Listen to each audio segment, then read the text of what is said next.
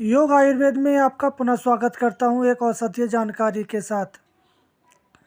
अगर हम जंगल में जाते हैं, अगर हमें कहीं कट जाता है या घाव हो जाती है तो ऐसे में खून निकलने लगता है, तो खून रोकने के लिए ये औषधि बहुत ही कारगर या रामबाण साबित होती है। औषधि को परदेसी संजीवनी के नाम से जाना जाता है। इसको अंग्रेजी में मैक्सिडन डेक्सी के नाम से जानते हैं, संस्कृत में साधनाकर्णी या वर्णरोपणी बरणी, हिंदी में सदाहारी, परदेसी लांगनी, देसी संजीवनी, खलमुरिया, तलमुरिया, पत्थरचूर, पत्थरफोड़, पाषाण भेद, संजीवनी बूटी, अंग्रेजी में कोड बटन के नाम से जानते हैं। ये भारतवर्ष में हर जगह देखने को मिलती है। ये 60 सेंटीमीटर ऊंची छायारोमी या भूमि शाखीय पौधा होता है। ये ज़्यादातर ज़मीन पे ही पड़ता है और ये पत्थरों या दरारों के बीच में भी उगाता है। इसके पत्र 2 से 7 सेंटीमीटर लंबे और 1 से 4 सेंटीमीटर चौड़े होते हैं। इसके पुष्प छोटे और पीले रंग के होते हैं। इसकी पंखुड़ियाँ सफ़ेद रंग की होती हैं।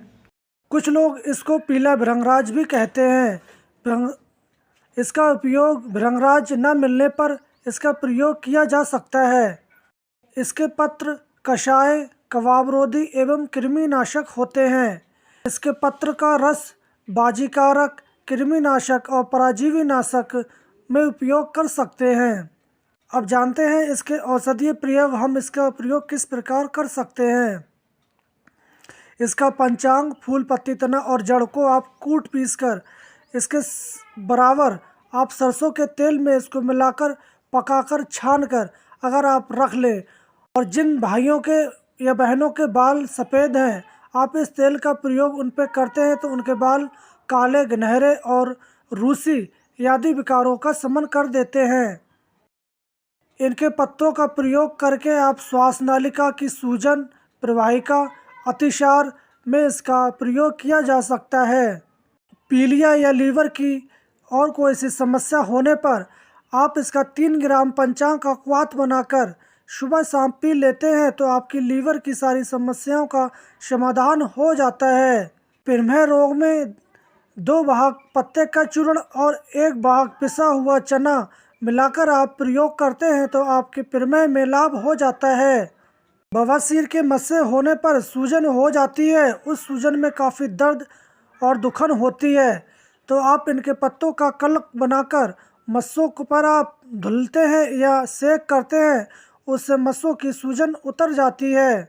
गठिया या आम बात होने पर आप इसकी जड़ का चूर्ण और अरंडी के तेल में मिलाकर अगर लेप कर देते हैं तो आप देखेंगे जहाँ भी आम बात या जोड़ों का दर्द है वहाँ तुरंत दर्द समाप्त हो जाता है।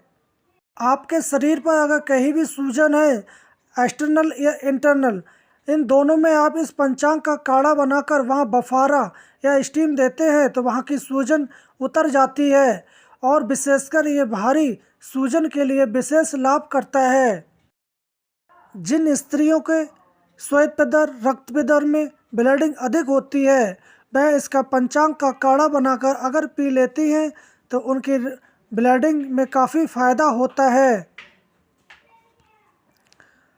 अगर आपके शरीर पर कहीं भी घाव, जख्म या पुराना व्रण है, आप इनके पत्तों को तोड़ लें या उसकी पुलटस बनाकर बांध लेते हैं या इसका स्वारस निकालकर उसकी धुलाई या उस पर लगा देते हैं तो खून तुरंत रुक जाता है और वो जख्म को शोधन करके जख्म तीव्रता से भर जाता है।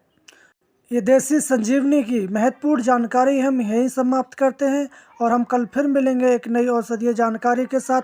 अगर आपको किसी भी जड़ी बूटी की जानकारी चाहिए या किसी के बीमारी के संबंधित आपको जानकारी चाहिए तो आप हमें कमेंट बॉक्स में जाके पूछ सकते हैं। हम कल फिर मिलेंगे एक नई औषधीय जानकारी के साथ। तब तक के लिए धन्यवाद।